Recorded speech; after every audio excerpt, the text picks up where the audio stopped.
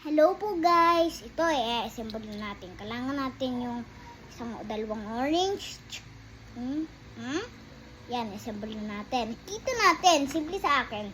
Medyo may restrictions doon sa giraffe. Teka lang, gagawin na natin to. Kabit. Yan, okay. Nakabit na natin lahat. Ito po guys, siya.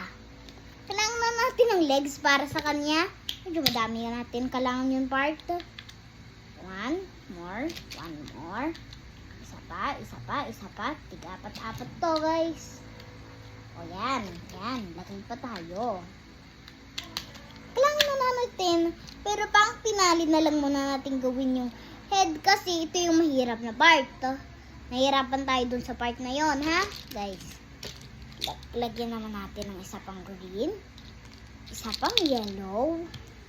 Yun, guys. Lagyan ng isa pa. Lagyan pa natin ng isa pa po, guys. Ito na po, guys. Ang ganda rin niya. So far, so good. Talaga, guys. Ang ganda-ganda po.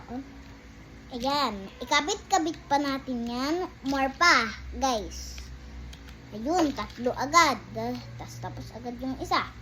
Yon, yung legs. Mukha siyang bahay dun sa first place. Pag di pa nalalagyan leeg. Pero, guys, lagyan na natin ng isang red leg din.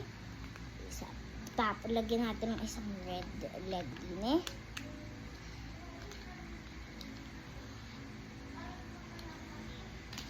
Tapos, lagyan na natin ng isa pa po, guys.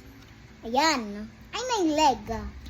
Tapos, sunod, lagyan na natin ng isa pa. Ito po, guys, oh. Ang ganda-ganda po, guys. Ayun ba po, guys? Ayun po, tapos na. Ganun po yung way doon sa mga Legos po, guys. Bye-bye!